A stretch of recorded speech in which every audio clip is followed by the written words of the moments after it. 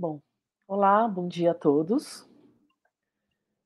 Meu nome é Tatiana, eu coordeno o educativo do Museu de Arte Brasileira da FAAP e para primeiramente Olá, bom dia a todos. gostaria de Meu nome é agradecer Tatiana, eu coordeno o a participação de todos na palestra de hoje, História e Memória, o que o café te faz lembrar. A palestra de hoje faz parte de uma das ações da exposição do Café Mundo, em parceria com a Divisão de Cultura da Coordenadoria dos Céus. Desde o final de 2016, o Educativo tem uma parceria com a Secretaria Municipal de Educação, e nessa parceria temos realizado formação para os professores da rede municipal, e além disso, nesse período, nós tivemos uma aproximação com os céus, por meio de conversas e visitas ao museu. E hoje, por conta da pandemia, por tudo que estamos passando no momento, esse encontro ele está sendo no formato virtual. O mediador de hoje do nosso encontro será o José Carlos Sussi Júnior, nosso parceiro da SME. O Júnior, ele atua como professor, artista visual e pesquisador, é mestre e doutorando em artes visuais pela Unicamp. Sussi, obrigada pela parceria de sempre. Olá, eu que agradeço. Bom dia para todos que já estão aqui com a gente. Obrigado, Tati, obrigado, Marília. É sempre um prazer estar em sintonia com outras instituições, com as nossas parcerias que a gente faz na SME, através da Divisão de Cultura lá de Cossel. Vocês têm um papel sempre fundamental nessa formação continuada dos nossos profissionais de educação e sempre com muitos elogios. Eu quero dizer que a gente da Divisão de Cultura, lá de Cossel, na Secretaria Municipal de Educação, a gente trabalha, sobretudo após a pandemia, né, com eixos temáticos que funcionam como temas norteadores das nossas atividades mensais. E aí, a gente, para o mês de julho, a gente teve uma programação construída com uma atenção especial voltada ao público idoso, né?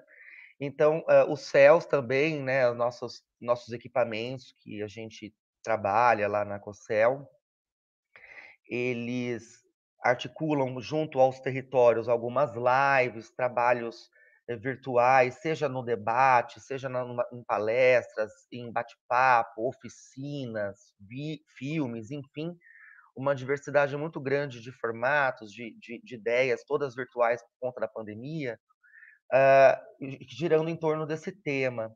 E aí nada mais justo do que abordar de uma maneira bem especial a questão da memória, né? Porque, no meu ponto de vista, uma pessoa ela sem uma memória você não tem vida, né? Assim, a gente é sempre um corpo carregado de memória, uma alma carregada de memória. E como é bacana essa parceria e a Marília aqui conosco para conversar um pouco com a gente sobre um dos elementos mais deliciosos da nossa vida brasileira, que é o café, né? Ainda mais agora que a gente está aqui no período matutino, onde metade dos brasileiros, por sorte, estão tomando seu café lá. E é muito legal como isso traz, né, uma memória, seja da infância, das nossas relações, dos nossos afetos, dos espaços que a gente frequenta, e das nossas, até nossos rituais cotidianos, onde o café está presente como nosso companheiro aí, né? A pausa para o cafezinho, a concentração no cafezinho, o cafezinho para ficar um pouquinho mais acordado quando você está um pouquinho mais cansado.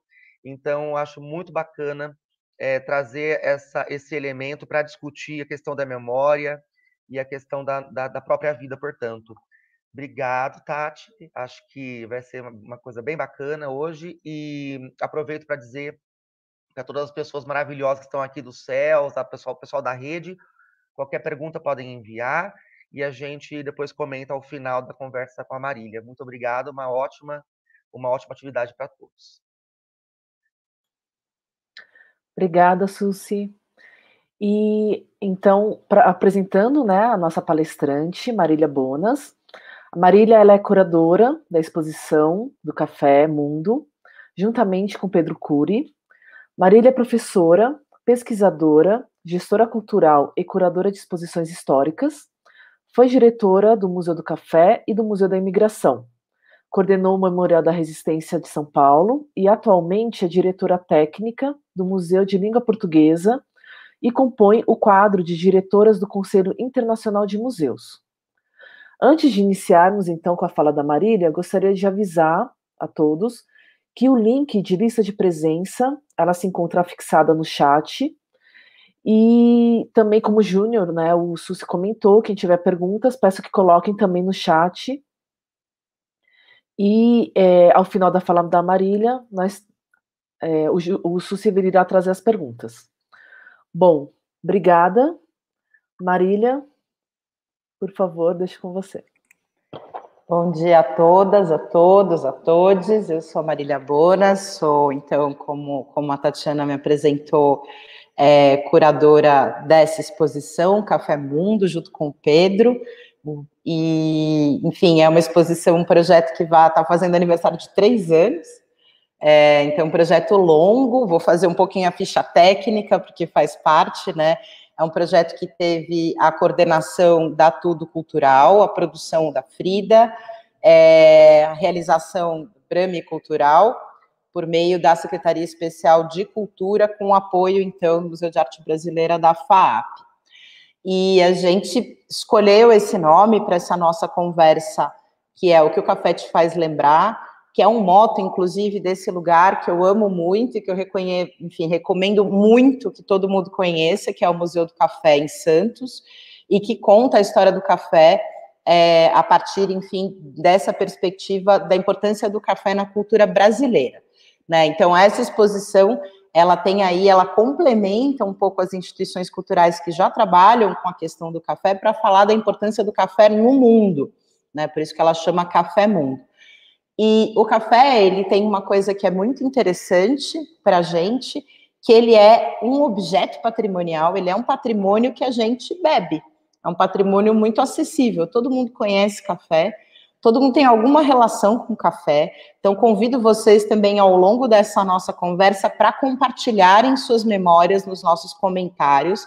É muito legal isso que o Susi falou dessa questão, por exemplo, para a terceira idade, quando a gente fala de café, vem várias lembranças e imagens muito diferentes das lembranças e imagens de que uma geração mais jovem hoje, que toma aqueles cafés de marca, aqueles cafés americanos, com drinks de café, tem outra relação, né? E isso tem uma trajetória histórica, né? Então, para a gente pensar todos esses nós de memória, que o café dispara no Brasil, mas não só no Brasil, mas também no mundo, eu vou convidar vocês a fazer um exercício agora, que é um exercício que a gente até fez ontem, muito rapidamente, com a equipe do Educativo, do MAB, que é um exercício de observação. Então, vamos lá, eu quero que vocês peguem um objeto, ou olhem, escolham um objeto que tenham à mão aí, de vocês. Pode ser uma caneca, por exemplo, de café, no meu caso, mas pode ser uma caneta, um objeto cotidiano, né?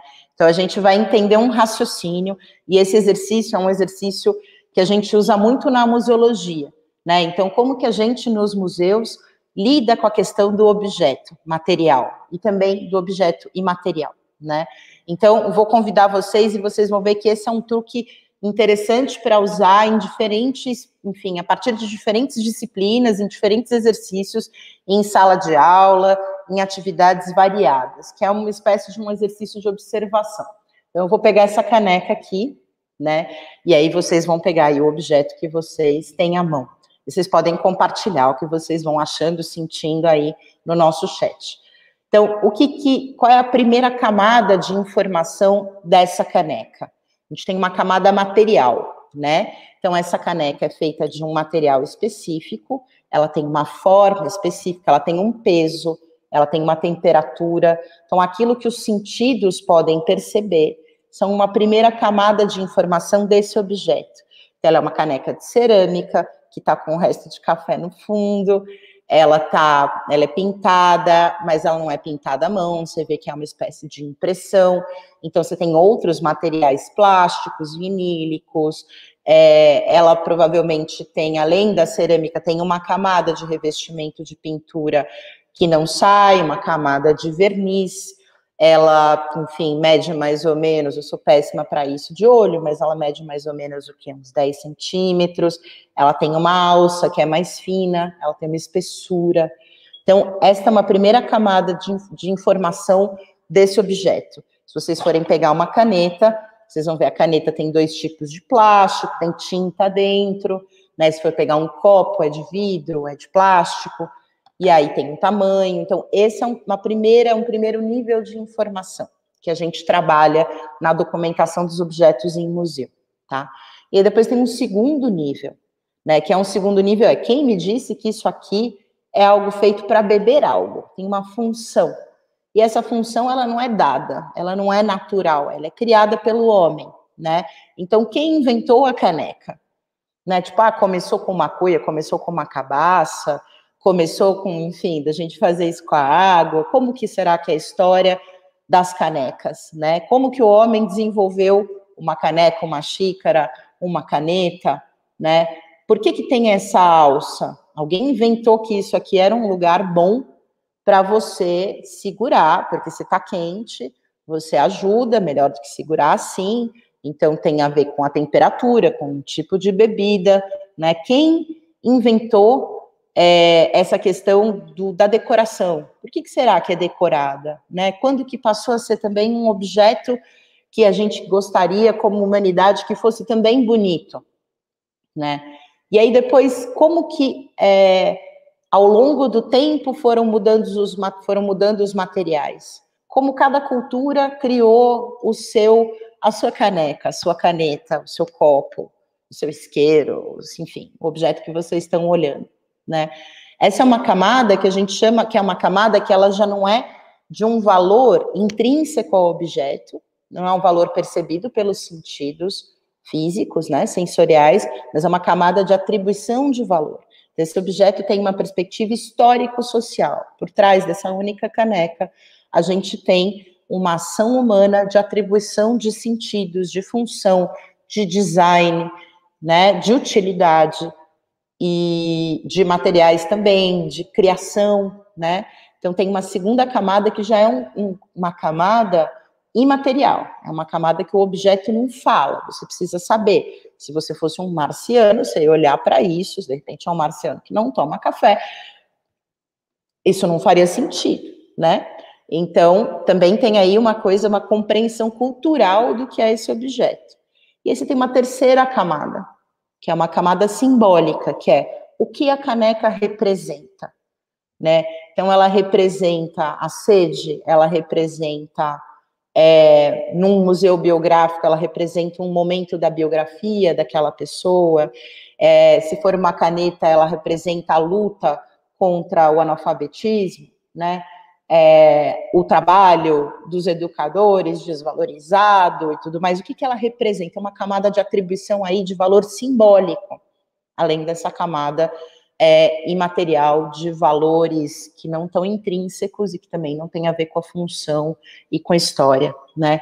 E a partir disso também tem uma outra camada ainda nesse campo do valor simbólico, que é o que você pode fazer com essa caneca que não é o uso original dela. Então, do tipo, Marília, eu tenho uma caneca onde eu boto flores pequenas e ela vira um vaso. Ela não foi pensada para ser um vaso, mas ela vira um vaso. Ou eu vou fazer uma obra de arte com várias canecas. E aí ela vira uma peça de uma obra de arte. E ela perdeu o uso inicial que ela tinha, que ela foi construída e previsto para isso, né?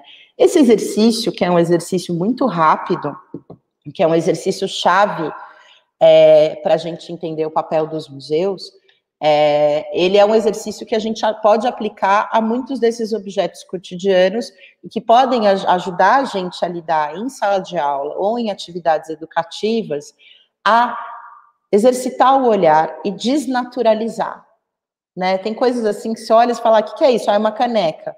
Ah, que bom, mas aí quando você exercita esse olhar de todas essas camadas de informação que esse único objeto cotidiano tem, isso te ajuda a lidar com uma série de questões.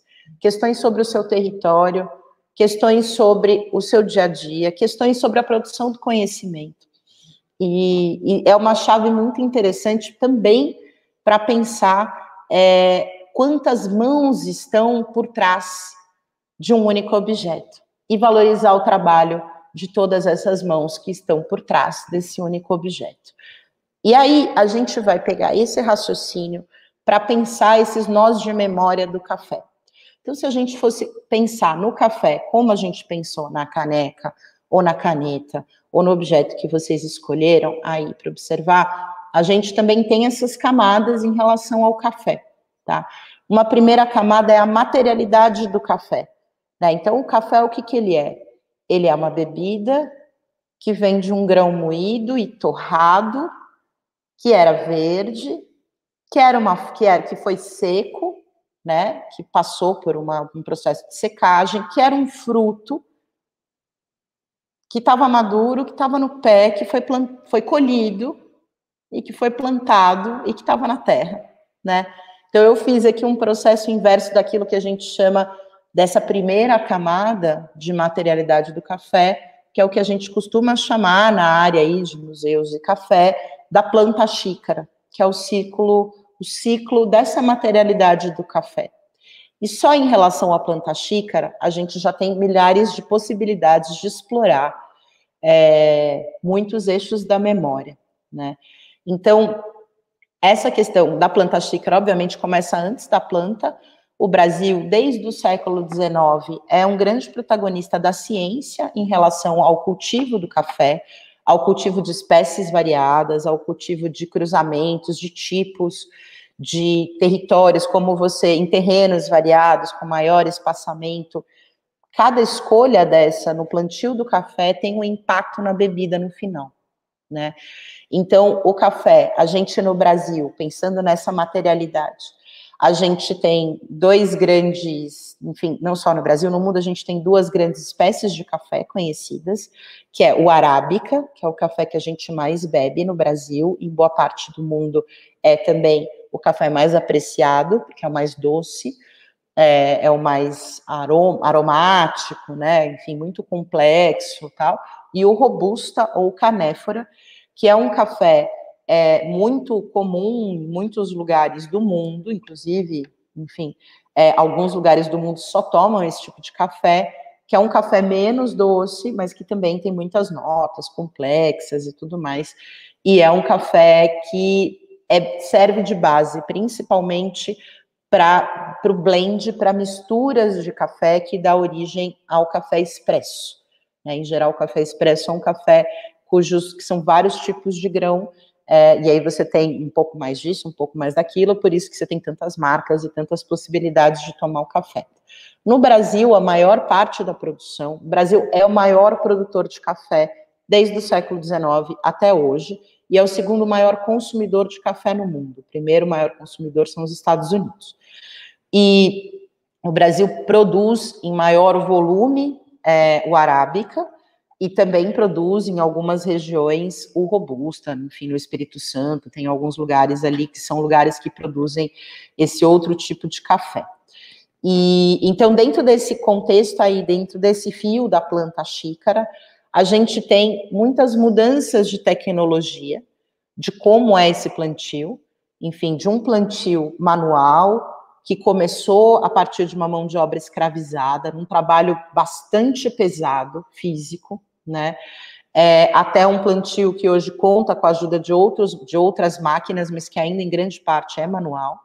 E aí a gente tem as outras etapas, né? A etapa de plantio, a etapa de poda, e isso também varia historicamente, em termos tecnológicos, a etapa de maturação desse fruto do café e da colheita, e aí a gente tem a colheita manual, que hoje é bem restrita a café de altíssima qualidade, em que a pessoa, enfim, o pessoal que vai trabalhar na colheita colhe os mais enfim, os grãos não, os frutos que estão vermelhinhos e deixam amadurecer os outros verdes.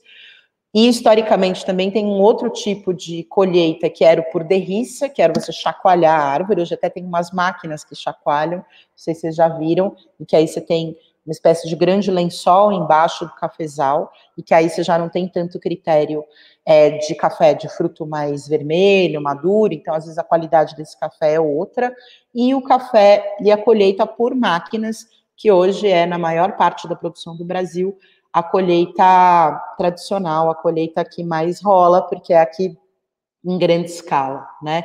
E aí você tem uma poda, às vezes esses cafezais são podados, enfim, quadradinhos, porque a máquina passa ali colhendo esse café quadradinhos. Depois de colhido esse café, ele vai para uma outra etapa, que também se divide em duas possibilidades. Tem o jeito mais antigo de secar o café, que é o que mais tem, inclusive, lembranças. Quem viveu, os pais, avós, né, que viveram em regiões de café, lembram sempre do terreiro de café. Até hoje, quando a gente vai numa fazenda histórica, você tem o terreiro, que é o lugar da secagem desse café. E aí, essa secagem que a gente chama ao natural, o café ao natural, é uma secagem ao sol, e esses trabalhadores ficam com um rastelo para que o fruto vire um coquinho e que seque de maneira homogênea, né, e que depois eles vão para outras etapas do beneficiamento de café. Essa etapa, o café seco ao sol, hoje também ao natural, é um café também muito menor escala, são esses cafés de altíssima qualidade, porque é muito mais manual, muito mais trabalhoso e tudo mais, mas foi essencialmente até a década de 30, 40, foi a maneira que o Brasil sempre trabalhou, não só o Brasil, como a Colômbia, nesse processo aí de beneficiamento do café. E lembrando que é isso, é um trabalho muito físico, muito extenuante, então toda vez que a gente pensa, quando a gente vê um escravizado retratado numa iconografia de café, numa imagem de café, é importante também lembrar da brutalidade desse sequestro dessas pessoas que vieram trabalhar forçadas nessas fazendas, né? E os imigrantes também, que depois chegaram já em outras condições, ainda assim, esse processo era um processo extremamente extenuante em termos de trabalho de força física. Depois você tem aí um processo, o Brasil sempre foi protagonista, inclusive, na discussão e no desenvolvimento de máquinas de café, por causa da escala em que o Brasil sempre trabalhou, sempre teve um investimento na indústria de maquinário de café. Você tem outras modalidades e outras maneiras de você secar. Então, você tem grandes máquinas que secam hoje o café que não é ao sol. Você tem também um outro tipo, que é o que a gente chama de cereja descascada, que é o café vai para um tanque, e aí a frutinha, você tem uma fermentação dessa frutinha, aquela carninha, enfim, a mucilagem, que é a parte interna ali do fruto, que cobre o grão, aquilo fermenta e você fica com o grão verde no final, e cada uma dessas etapas influencia no sabor final do café. Então, a gente tem essas possibilidades de beneficiamento, tem uma parte também, depois de seco esse grão verde, você tem uma parte ali de separação dos grãos, e aí isso foi feito desde muito sempre é bom, mas foi feito historicamente mais por máquina, porque tem uma coisa de peso dos grãos, para separar alguns defeitos, uma primeira etapa de classificação, e depois esse café foi tradicionalmente ensacado, até muito recentemente, em sacos de juta, de 30 a 60 quilos, mas principalmente 60 quilos. E esse café verde é o café que enfim, que vai ser comercializado a partir dessa etapa, tanto exportado quanto para consumo interno, né? Então, essa é uma etapa fundamental, enfim, e o Brasil tem o maior porto de café, historicamente, que é o Porto de Santos, e a partir dessa comercialização desses grãos, desde o século XIX, você tem uma transformação muito grande urbana do porto, da cidade de Santos e das cidades cafeeiras, pontos de comércio, como a própria cidade de São Paulo, e outros pontos de produção, como, enfim, o Vale do Café no Rio de Janeiro, ali na virada do 19 para o 20, e na virada, na metade do 19 até a virada do 19, desculpa, no Rio de Janeiro, e depois você tem a migração dessas fazendas para a região de Campinas, até, enfim, chegar na década de 40, 50, na região de Presidente Prudente, no extremo do estado de São Paulo, Paraná, e aí a gente tem um pouco essa região sudeste, e aí você tem hoje, claro, produção de café na região norte, na região nordeste, em outras condições, Minas também. Você tem uma expansão a partir do século XX, também para essas regiões cafeiras, que hoje são as regiões com maior produção de café, né? O sul de Minas, o Cerrado, e são esses cafés que a gente ouve o nome do tipo, vai no mercado, você tem um café especial, você fala o café sul de Minas, Cerrado Mineiro, tudo bem. E aí, então, a gente tem essas etapas do café verde. A partir ainda pensando na planta xícara, e só daí a gente tem muitas lembranças do cheiro do cafezal em flor, né? Do que é comer o fruto do café. Então, quem conviveu com um pé de café sempre foi lá comer o frutinho mais vermelho, cuspiu a semente. Então, a gente tem muitas coisas que a gente pode usar para poder, enfim, lembrar disso. Vou pedir desculpa, eu estou aqui no Museu da Língua Portuguesa, onde eu trabalho, e a gente está no treinamento de brigada. Já vai passar esse alarme. 5 segundinhos, ao vivo, quem sabe faz ao vivo. Pronto. Agora vai em inglês, para vocês verem que eu estou no Museu da Língua Portuguesa, tem todas as línguas, a questão da evacuação. Já aproveito para convidar vocês que a partir de 1º de agosto o Museu da Língua Portuguesa também está aberto. 21 a gente tem exposição na FAAP e 1º de agosto o Museu da Língua. Desculpa, gente. Vamos esperar mais um pouquinho. Muito bem, agora todos vai ficar tocando isso. Eu vou falando bem pertinho do microfone e peço desculpas por isso. Mas é para garantir a segurança de todo mundo, então tem que treinar direitinho.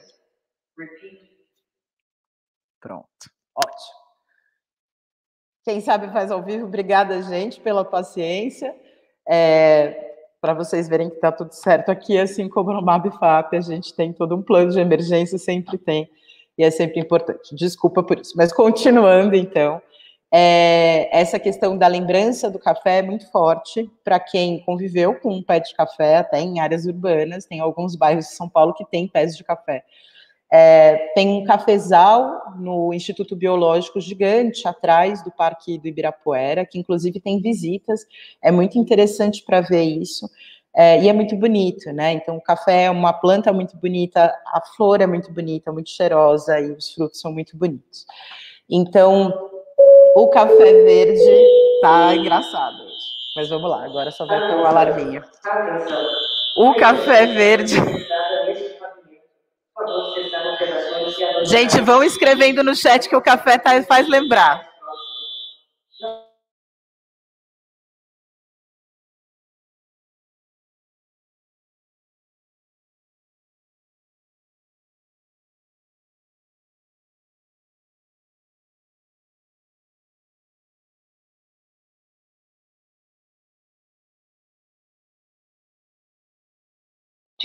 Desculpa, gente. De verdade. Não avisaram isso.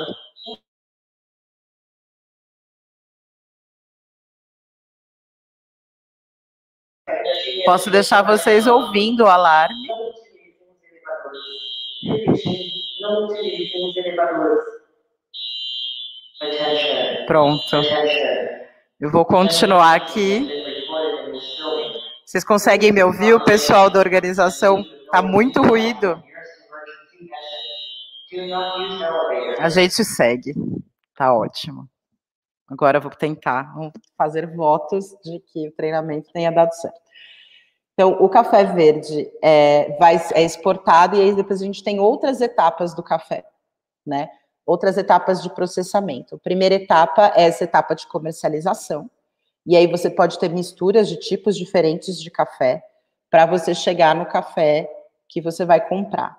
Esse café verde, esse blend, essas misturas, em geral dão um sabor específico, e a gente na exposição fala muito sobre isso, sobre a roda de sabores do café. Depois você tem diferentes tipos de torra, e cada cultura torra o café num determinado ponto, né? Então, por exemplo, o café tomado nos Emirados Árabes, no Catar, ele é um café muito claro, em geral ele é tomado com cardamomo, ele é uma espécie de chá.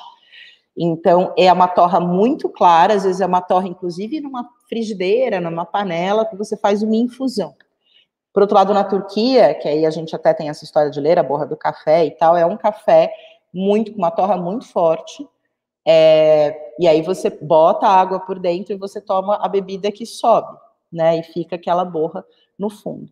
No Brasil, a gente toma maciçamente café filtrado, e o café varia, né, de chafé, dependendo do gosto, até um café mais forte, mas em geral o café filtrado brasileiro é mais forte do que outros cafés filtrados no mundo.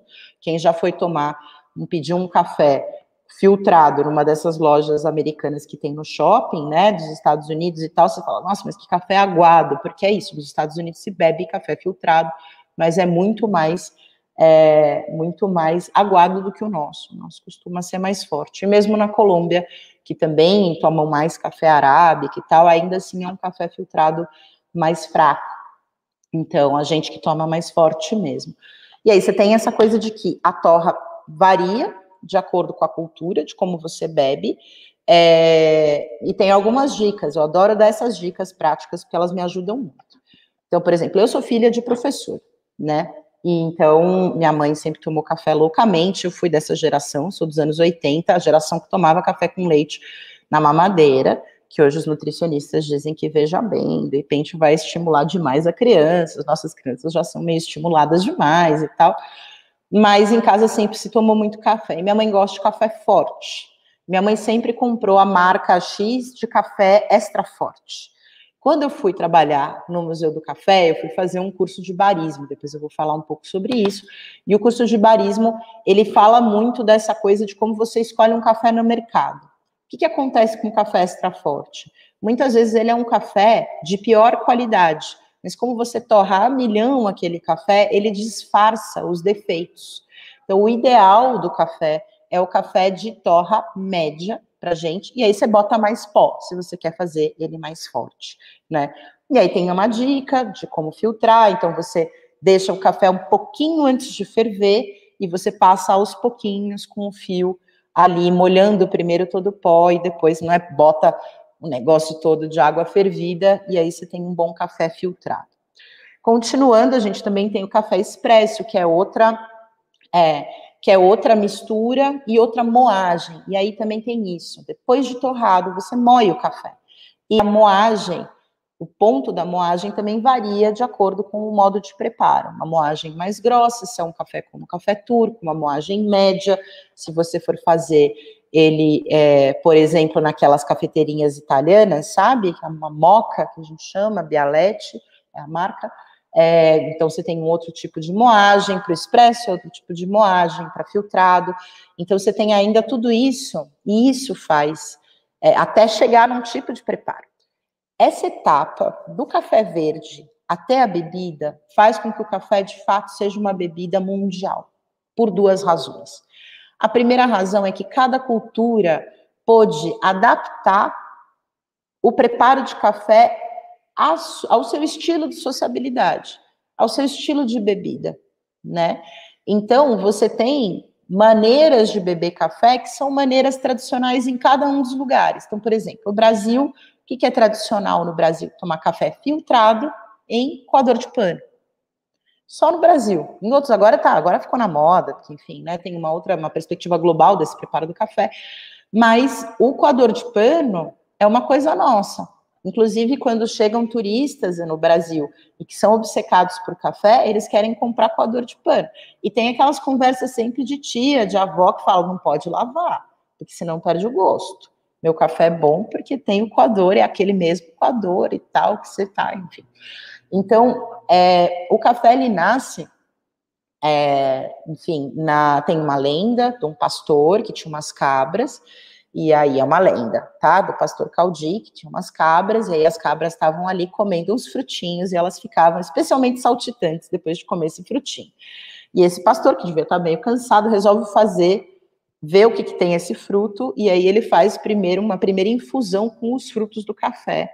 Inclusive, em alguns lugares da Etiópia, o Iêmen, que é onde é a origem do café, da espécie de café, eles comem até mingau com os frutos, fazem uma espécie de mingau com os frutos de café. E aí a história toda é que esse pastor, que é o Caldi, começou a fazer isso, que o café foi se popularizando, né? Então o café começa a se popularizar no século XIV, XIII, tem variações sobre essa datação. E ele começa ali no Oriente Médio como uma bebida social, né? Então o café você não tomava sozinho, o café era sempre uma coisa de um ponto de encontro. E isso vai se expandindo para outros centros do Oriente Médio, para a Turquia e tal, e aí, com as grandes navegações, esse café chega na Europa, pelos portos das grandes navegações, chega pela Itália, Veneza e tal, e você vai mudando esses hábitos de tomar, a maneira de preparo, mas sempre mantendo essa ideia de que o café é um momento da conversa, é um momento quase ritual social, e claro que esse ritual muda de código de acordo com a cultura em que você está. Chegando até os cafés intelectuais na França, até a gente hoje falar, né, um café literário, por exemplo, né? Então isso tem uma trajetória histórica, e isso chega no Brasil e nos Estados Unidos, nas colônias, muito como esse lugar muito de elite, o café é muito uma bebida de elite, sempre com as xicrinhas, né? Então, às vezes, tinha aquela coisa, aquele jogo da avó, que são umas xicrinhas deste tamaninho, que você fala, gente, mas quantas xícaras eu tenho que tomar de café para tomar uma xícara decente, né?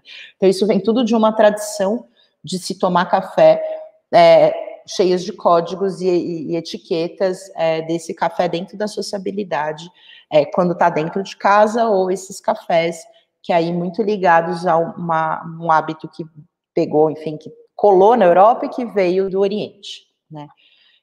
E depois esse hábito, na virada do século XIX, que é quando começa aí uma revolução industrial, o café passa a ser considerado uma bebida estimulante para o trabalho. Antes disso, ele era uma bebida estimulante para a sociabilidade.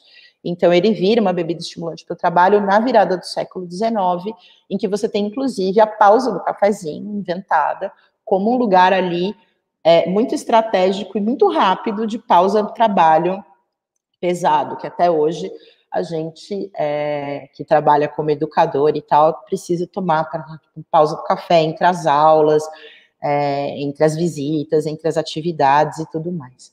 Então, o café vira uma bebida do trabalho só no 19, e no Brasil, ainda que o Brasil já começasse na virada do 19 a ter a escala de produção enfim, a grande escala de produção, o café ainda era uma coisa da elite, e isso muda com a chegada dos imigrantes, lembrando que a imigração não é um projeto de substituição da mão de obra escravizada, né? É um projeto político, também de embranquecimento do país, e que essa mão de obra escravizada que trabalhava no café não teve nenhum apoio, então, que é muito a grande origem, por isso que a escravidão é a grande origem da desigualdade. Começa ali com a questão indígena, o apagamento e a escravização indígena, e depois com a escravização aí, desse sequestro de africanos que vieram para cá forçadamente. E o hábito de mudar café, eu falo essas coisas porque o café é muito ligado à escravidão, e muitas pessoas, porque é isso, porque foi como a gente aprendeu, muitas pessoas falam, mas aí, tipo, teve a abolição e teve que trazer imigrante. Não foi bem assim, que essas pessoas podiam ter sido empregadas como trabalhadores nas fazendas, algumas foram, mas a maior parte, de fato, foi substituída num projeto estruturado de embranquecimento do país, né? Então, eu falo sempre isso, porque isso está na exposição também. Mas o hábito de tomar café como bebida do trabalho acaba vindo para o Brasil com os imigrantes, principalmente esses imigrantes italianos, que trabalhavam, muitas vezes eles não eram camponeses, nada, migraram para o Brasil porque era de fato financiado, o Brasil pagava para eles virem, e eles muitas vezes trabalhavam nas indústrias, e nas indústrias na Europa o café já era uma bebida do trabalho. Então, essa ideia de você tomar café antes de ir para a lavoura, tomar café antes de ir para o trabalho, vem muito na virada do século XIX com a chegada desses europeus, e aí passou, em grande volume, a incorporar o nosso dia a dia, né? Então, muitas vezes, quando a gente fala, o que o café te faz lembrar? Lembra a roça, né? Lembra o café da tarde da roça, com o bolinho de fubá, já daqui a pouco é hora do almoço, cafezinho depois do almoço, um momento ali, né?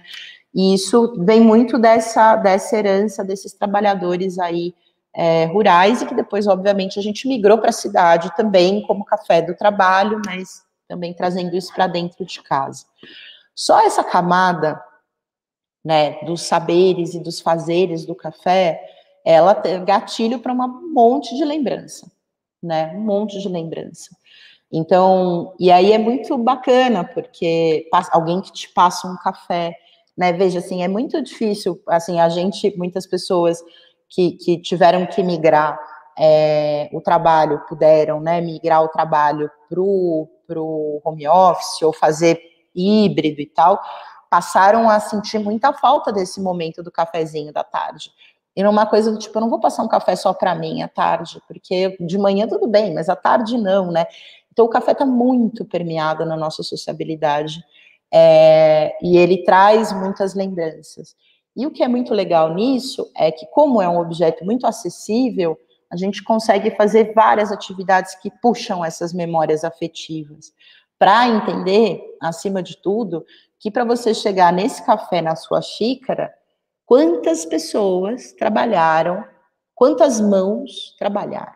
E aí vou falar da exposição, porque a nossa conversa era isso, para trazer mesmo uma perspectiva aí. Primeira, peguei só a primeira camada, né, só da planta xícara, para a gente pensar, mas tem a camada histórica, do impacto do café, obviamente, na urbanização, em especial do estado de São Paulo, na industrialização, na estrada de ferro, enfim, a gente poderia passar aqui 8 horas batendo papo, conversando, e eu falando, e a gente compartilhando. Tem ainda uma camada dos produtos culturais do café. Então, o ano que vem vai ter o centenário do modernismo. Todos os modernistas eram filhos, quase todos, eram filhos de grandes fazendeiros, Tarsila, Oswaldi, Mário, um pouco menos, mas sim, mas mesmo Anita Malfatti, o Menotti Del Picchia, que são filhos de italianos, vêm para cá por causa do café. Então a gente tem aí toda uma mudança cultural e uma produção cultural que deriva, de alguma maneira, do café.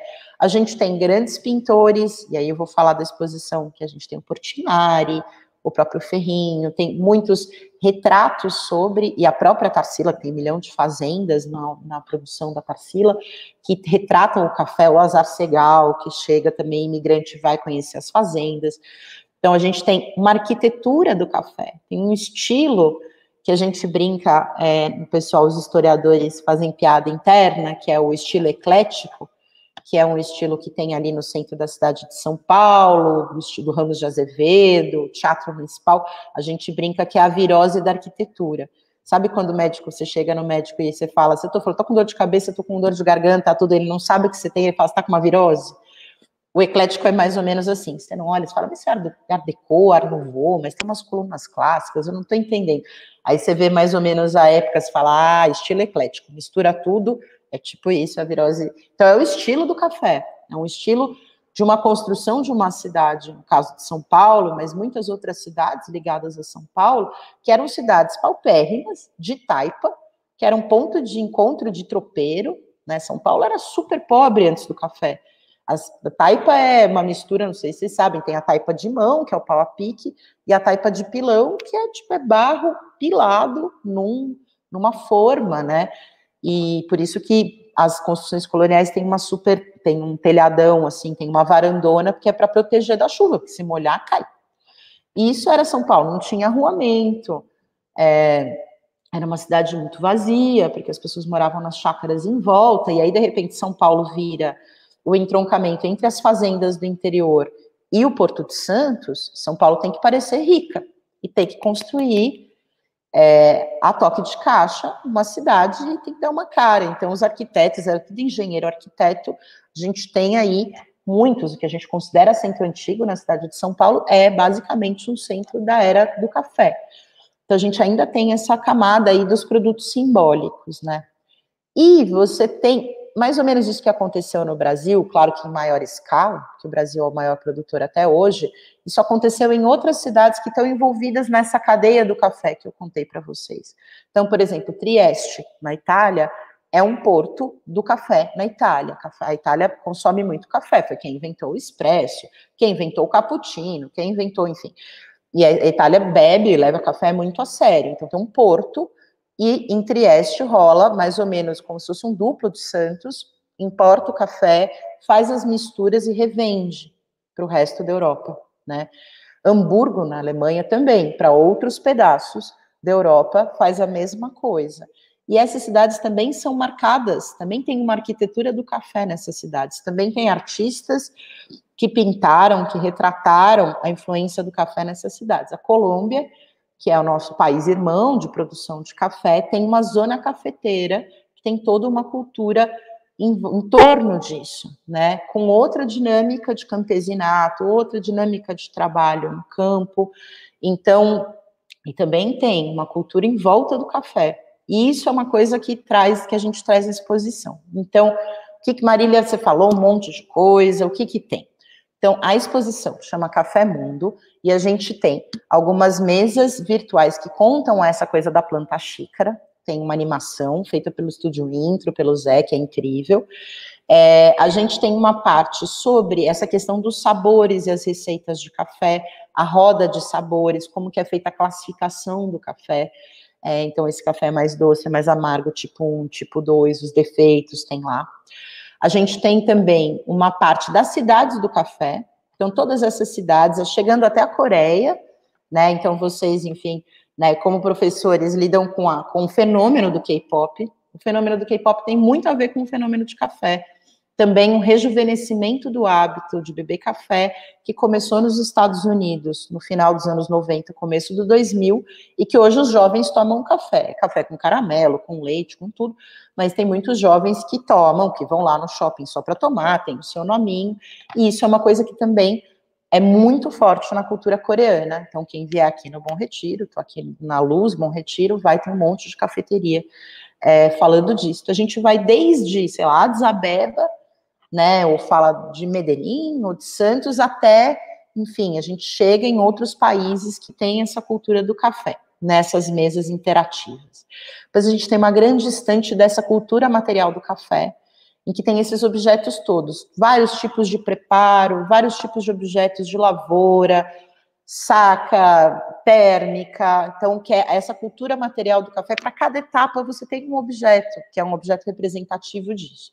Então a gente traz isso, a gente traz 2 fotógrafos bem incríveis, um que é um jovem colombiano, que é o Jorge Panchoaga, que traz, ao invés de trazer essa coisa tradicional da fotografia do café, que é uma coisa que a gente não traz na exposição, porque isso já está em muitos lugares, tem lá no Museu do Café, Vira e Mexe tem exposição sobre isso. A gente convidou a primeira exposição dele no Brasil, o Jorge Panchoaga, então a mini exposição dentro da exposição, que ele fala do dia a dia do café nos centros urbanos da região de Medellín. E a gente tem o Armínio Kaiser, que era um agrônomo que trabalhava no Instituto Brasileiro de Café e que documentava essas etapas, que era um cara fanático por tecnologia do café, por essas tecnologias das etapas de café, e que documenta isso lindamente, né? Que é do acervo do Museu de Londrina. Aí a gente tem uma sala que foi curada, né? Que os objetos foram escolhidos pelo Pedro Neri, que é o curador comigo, especialista em arte, em história da arte e tal, museólogo também, em que a gente tem vários artistas. O mais, enfim, não falo, o mais famoso é o Portinari, a gente tem um desenho do Portinari, mas a gente tem o Antônio Ferrinho, que é um artista que pinta várias fazendas de café. Então, ele tem ali uma coisa de uma iconografia mais tradicional do café. A gente tem, aí a gente vai entrando para uma coisa moderna, para o contemporâneo. Então, a gente tem Aldir Mendes de Souza, tem até uma cola aqui para vocês verem. Marabu Mabi, Kátia Fieira, que aí é uma artista, já tem um livro de artista. Mulambo, Nayana Magalhães, e a gente tem uma instalação de uma artista daqui de São Paulo, né, daqui do estado de São Paulo, a Raquel Fayad, feita especialmente para exposição, e a gente também, enfim, tem muitas projeções e tudo mais. Além disso, a gente tem a Rádio Café. Quando fala de café, muita gente lembra do avô ouvindo rádio, né? Então, a Rádio Café, porque o café também tem um impacto aí nessa questão da rádio, do cinema, da literatura. Então, a gente tem ali, produzido pelo Cassiano, que, enfim, foi brilhante, um programinha de rádio, como se fosse um programa de 2 atores, que trazem, enfim, toda a questão, trazem muito rapidamente, mas a gente tem no site muita indicação de obras literárias, músicas voltadas para o café. Todo mundo lembra de Cascatinha em Ana, do Cafezal em Flor, né? Vai muito, mas tem café em tudo quanto é música no Brasil e no mundo, e também em muitos filmes. Então a gente também traz uma coisa dos personagens icônicos, né? Tipo a Audrey Hepburn tomando café, e então tem várias coisas assim também que pegam em diferentes gerações, que é bem legal. E a gente tem uma grande sala imersiva com uma projeção, um videomapping sobre a história do café, né, que é super bonita e que conta essa história toda que eu contei para vocês de maneira muito mais sexy e interessante, mas que é muito legal também, porque é muito feita a partir de uma pesquisa super profunda do Estúdio Intro, de imagens de café históricas, de animação e tudo mais. Então, a gente tem essa exposição, ainda tem um painel instagramável também. Então, a gente está super feliz de trazer para vocês essa exposição. E eu encerro aqui a minha fala. A Tati vai poder falar como pode, enfim, reservar os ingressos, as regras de visitação e tudo mais. E a gente vai ter um site, a gente tem já um site da exposição, que fala de todas essas coisas, que tem muitas curiosidades, muito material aí que também dá para explorar em várias atividades. Peço desculpas de novo por essa interferência aí do alarme de incêndio daqui do Museu da Língua, mas obrigada pela paciência e obrigada pela interação, a gente quer ouvir tudo agora. Marília, muito obrigado pela sua fala, foi uma delícia. Muitos comentários no chat, as pessoas gostando bastante e sempre trazendo algumas memórias, que é justamente aquilo que você discutiu até então, através do símbolo do café, né? Você sabe que antes de eu ler os comentários aqui, eu queria fazer uma breve fala. Quando você fez aquela dinâmica inicial, né, de pegar o objeto e tal, me lembrou esse livro, Os Objetos e a Vida, de Giovanni Starati, que eu amo de paixão. E eu até grifei o pedacinho aqui, uma frase curta, que ele diz o seguinte: os objetos conquistaram uma alma que se esconde por trás da sua aparência pura. E é tão bonito porque esse livro ele vai trazer toda a questão da vida, né, do indivíduo, desde bebê até a velhice, e depois, inclusive, discutindo um pouco sobre o luto e como as almas, né, as histórias, as memórias estão sempre fixadas nesses objetos.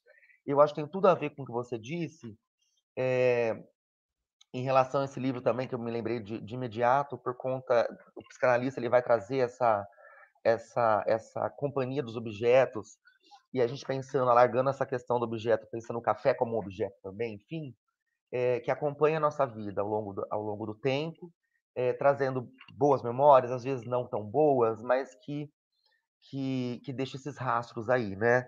E aí o pessoal fez bastante comentários também vinculado ao que o café remetia a eles. Então, eu vou ler alguns aqui, até peço desculpa para todos que estão aqui, que teve bastante comentário. Então, eu acho que eu vou dar uma lida em alguns comentários que eu recebi, que a gente recebeu, e depois a gente toca para algumas perguntas, algumas questões mesmo.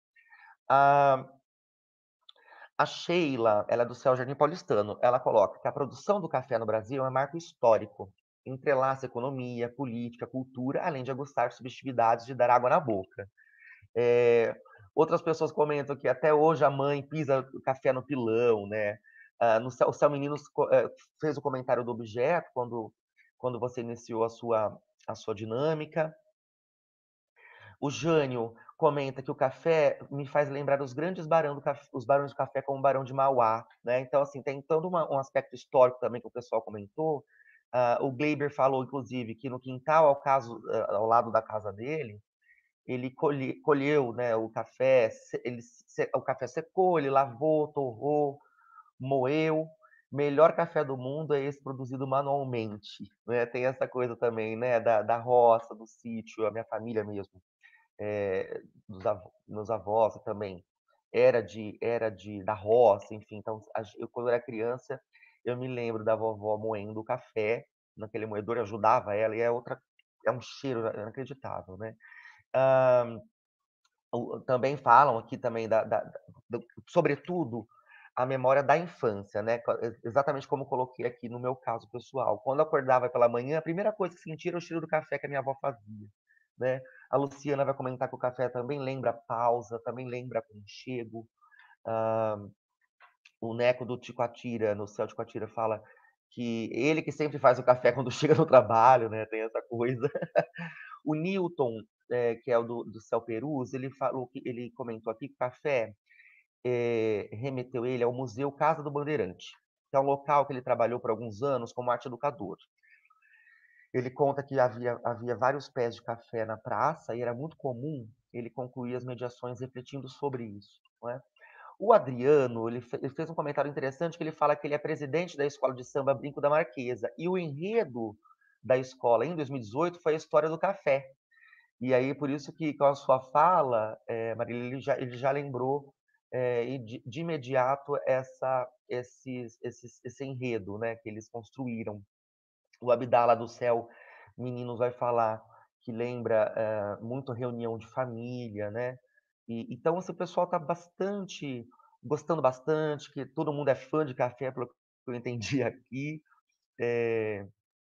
O Meninos também comenta, o Céu Meninos Equipe, que amantes de café sempre foram, mas até que em periferias o café é essencial. Que nem sempre as pessoas têm como comprar leite, suco ou algo, né? Um pouquinho mais,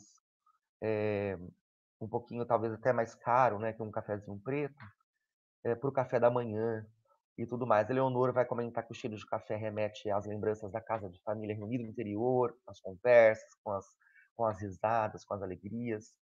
E a Solange, ela fala que um comentário que você fez, ela diz que nas Olimpíadas foram oferecidos cafezinhos em copinhos, que nós, né, brasileiros, estamos muito bem acostumados.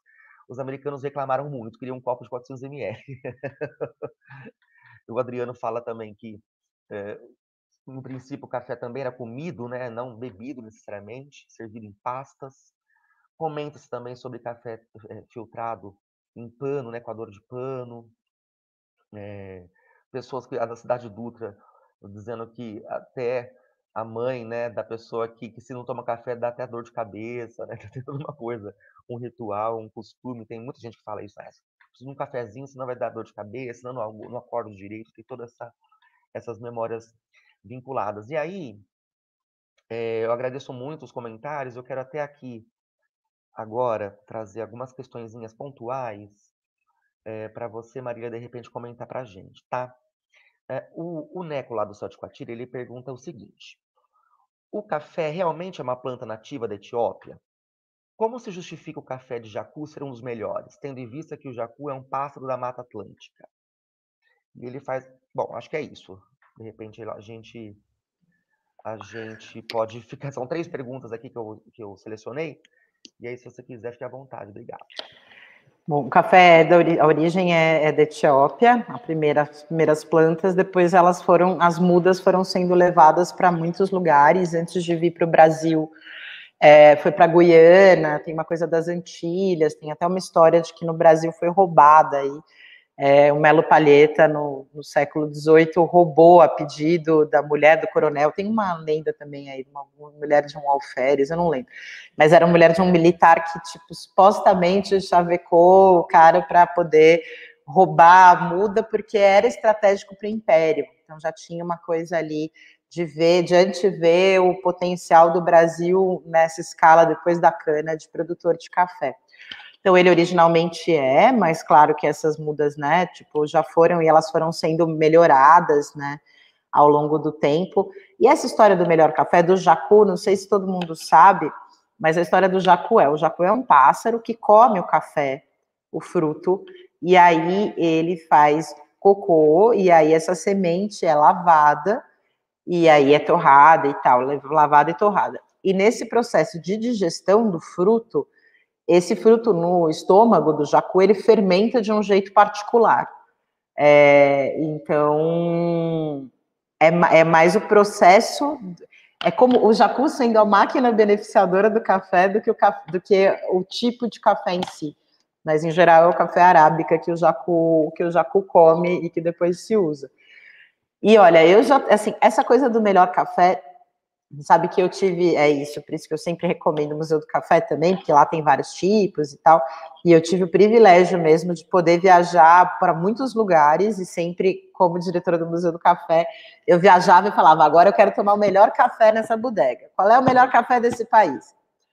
E vou te dizer que é muito de gosto, acho que você tem cafés de altíssima qualidade em vários lugares, né? Eu acho que a Colômbia foi o primeiro lugar a vender bem a marca do café de qualidade. O Brasil entrou nessa corrida de café de qualidade só na década de 90, quando acabou o controle do governo sobre a produção de café, que tinha um controle de que todo o café tinha que ter o mesmo preço. Então, o governo controlava os preços, então tinha o Instituto Brasileiro de Café, e na década de 90 fechou o Instituto Brasileiro de Café, e aí várias empresas que torravam café, então a Illy, por exemplo, na Itália, começou a investir na qualidade do café brasileiro para poder comprar e poder competir na venda na Europa. Então, o café de qualidade no Brasil, hoje você tem cafés premiadíssimos, mas tem café na Indonésia, assim, tem grandes cafés no mundo inteiro. Então, isso do jacu ser o melhor, eu já tomei jacu, tomei umas 2 vezes. Primeiro, eu acho muito caro, mas eu achei ele muito ácido. Mas aí eu sou a menina que gosta das coisas, eu tomo café puro sem açúcar, mas eu gosto do café docinho, assim. Então, eu sou bem mimada para essas coisas. Maravilha, Marília. E aí, eu acho que para a gente dar continuidade aqui a segunda questão, do próprio Neco, do Céu de Guatira, ele coloca, o Brasil produz o marfim negro? Não sei responder, né? Que eu vou ter que procurar. Não sei mesmo. Conta pra nós o que é o marfim negro, porque eu já entendi que você é especialista em café e você pode ajudar a gente nessa live. Conta aí pra gente o que é o marfim negro. Te passo a bola, mas acho que não. Eu, pelo que eu conheço, pelo que eu saiba, não. Deve ter, enfim, pode ter equivalentes, mas assim. Mas conta aí pra gente. É verdade, vamos aguardar aqui se tem um comentário. Mas aí a Michelle também, Marília, ela coloca uma questão aqui que é o seguinte: se você poderia falar um pouquinho do café das fezes de Civita. É a mesma lógica do jacu, né? Com a diferença de que é um roedorzinho, assim. Então, e aí é a mesma lógica de que o bichinho come o café, fermenta no estômago, e aí depois sai das fezes, você pega o grão, lava, torra, moe, e aí essa fermentação específica. E aí, claro que você tem uma diferença entre a fermentação no estômago de um pássaro e de um mamífero, e aí você tem variações no resultado final, né? Mas é muito interessante isso, porque isso virou uma grande onda, né, no mundo, assim, dessa coisa desses cafés, o próprio jacu, o Civita e tal. Então vira uma coisa super ultra, porque você imagina, para você torrar, quem já fez isso, né, você moer um tanto de café, você precisa de volume para café, né, para passar café. Por exemplo, um café filtrado, 3 colheres de café, você precisa de um bom tanto de café verde torrado, que ele reduz, que perde a água, e moído e tal. Então, você imagina, tem muito disso, muito dessa onda que é pela escassez, né? Quer dizer, você tem muito pouca, por mais que você tenha uma fazenda cheia de jacu correndo para lá, claro que a produção do café e a etapa dele de processamento é muito diferente. O beneficiamento pelo jacu, o processamento é muito em outra escala do que em outras maneiras, né? Mas dizem que é isso. O Civita eu nunca tomei, mas dizem que é isso, é bem ácido, porque ele é bem fermentado, assim, o grão. E que fica isso mesmo na torre e tal, fica. Maravilha. Obrigado, Marília. Por fim, a gente tem uma pergunta aqui do Céu Vila Rubi. Ela direcionada a você. Marília, as primeiras cafeterias do mundo foram na Turquia? Tem, historicamente, você tem, assim, as primeiras, a primeira, o ambiente café registrado historicamente na Turquia, né? Mas você tem uma disputa imensa. Qual é a primeira cafeteria? Tem o primeiro café. Você tem, tipo, pesquisado. Inclusive, a gente fazendo o videomapping teve essa discussão. Tem, tipo, em Veneza, tem em Addis Abeba, tem na Etiópia, tem na Turquia. Cada um diz que é o mais antigo do mundo. E então essa coisa dos cafés, mas assim, a cultura do café como espaço de sociabilidade para discutir política tal, é uma coisa do Oriente Médio, em especial da Turquia. E a Turquia tem um museu do café, tem no Palácio de Topkapi, que é o principal palácio, principal coleção museológica ali em Istambul. Eles têm uma coleção gigantesca de café turco, e da história do café desde o século XIV e tal, e dos modos de preparo. O café foi proibido no Oriente, muitas vezes, porque era uma bebida estimulante, então muitas vezes se considerava como bebida alcoólica algo que ia contra determinadas linhas do islamismo, e depois reabilitado e tudo mais. Então, tem, assim, acho que você vai, quando você procura as primeiras cafeterias do mundo, você vai ter muitas respostas, mas em termos de cultura de café como espaço social, a Turquia, de fato, é a grande protagonista da história. Legal. Marília, eu tô aprendendo muito também, porque, olha, confesso que eu sabia bem pouco das questões do café.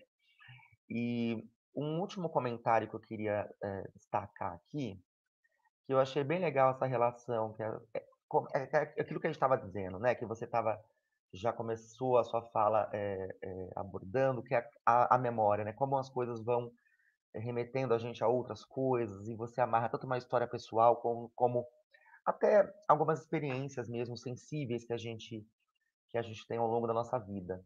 A biblioteca que está presente com a gente, a Biblioteca do Céu, Cantos do Amanhecer, fez um comentário aqui lembrando daquele filme Bagdá Café, que aliás é um filme que eu me lembro que eu assisti em VHS na época, com a icônica situação café alemão versus café norte-americano, né? Café estadunidense.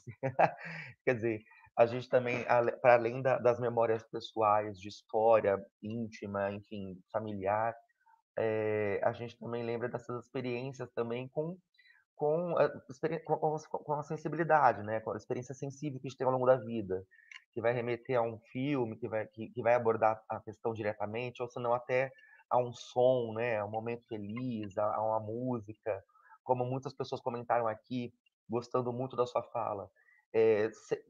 Já de imediato já foram lançados para um passado aí de reuniões, né? Que o café estava presente, e para melhorar ainda mais um bolinho de fubá também, vamos combinar, né? E eu adoro. Coisa que eu gosto muito, eu não sou muito fã daqueles bolos super doces de festas, mas eu gosto muito mesmo de bolo de fruta, quer dizer, bolo de laranja, O bolo de café. E é muito louco, né? bolo Porque de as pessoas falam, é o bolo do café, é o bolo para É você comer com verdade, café. Já vira uma coisa assim, você tem toda uma linha que é um bolo para comer com café, né? E que é exatamente. muito, Engraçado, né? né? Tem esse acompanhamento mesmo, né? Porque é muito raro você encontrar aquele bolo cheio de chantilly, sei lá o que, a pessoa tomando um café. Não Não, orna com café, aí não de orna. milho. Aliás, o de fubá é o meu favorito de todos. Com goiabada, então, meu Deus. Mas, gente, acho que eu vou até dar já um pontapé aqui para a gente finalizar nossa conversa, que foi magnífica. Agradeço todo mundo que fez, que fizeram, todas as pessoas que fizeram comentários. E aí, para não perder o fio aqui, já tem um chegou agora, para a Marília já fechar aqui. Não, não, não, foi a mesma das cafeterias da Turquia. A Marília já respondeu. Mas eu vou, acho que dar já encaminhamento para o final. A Tati já está entrando também. Agradecendo todo mundo que participou, todo mundo que assistiu, os céus, que foram lançados aí as suas memórias, que conseguiram reconhecer a importância de elementos do dia a dia na construção da nossa memória, da nossa identidade, por que não, né? E das nossas relações. Eu acho que tanto como a gente trabalha muito com o núcleo da ação cultural, né? Esse é o nosso trabalho enquanto divisão ali na Secretaria Municipal de Educação, e o pessoal que está aqui lida com a cultura de uma maneira bem ampla, sobretudo nas periferias, claro, onde os CELs estão localizados estrategicamente, e a gente bem sabe que o ato de beber, comer, enfim, a gastronomia, a culinária faz parte da cultura de um povo, dos povos, do nosso povo, o café sobretudo, com o bolinho de café também, para não deixar de lembrar. E eu acho que só teve a acrescentar, ampliar nosso conhecimento sobre o que faz parte, né, da cultura e da memória de um povo. E eu quero agradecer muito a Marília, a Tati, ao MABFAP pela essa oportunidade de formação aí complementar aos núcleos de ação cultural do CEL, às bibliotecas que estão presentes, aos outros educadores que porventura também estiveram conosco. Agradecendo a presença também de todo mundo que está aqui, que comentou, que nos ajudou a pensar isso, das relações que a gente pode estabelecer a partir desses relatos que a Marília nos trouxe. E aí eu já aproveito para me despedir, dizer que fiquei muito contente com esse encontro, e é isso. Muito obrigado mesmo. Obrigada, Marília, pela fala, e estou ansiosíssima para conhecer a exposição, ver pessoalmente todas as obras, esses espaços que você comentou com a gente agora.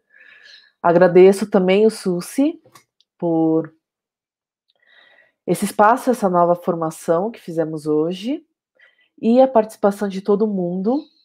E aproveito para convidar a todos para a exposição que abre na próxima quarta-feira, dia 21 de julho. E essa exposição ela vai até o dia 19 de setembro. Lembrando que o MAB ele fecha às terças-feiras e ela funciona de quarta a segunda, das 11 da manhã até às 18 horas, sendo que a última entrada é às 17 horas, tá? Por conta, né, da pandemia ainda que nós estamos vivendo, é necessário o agendamento para fazer a visita.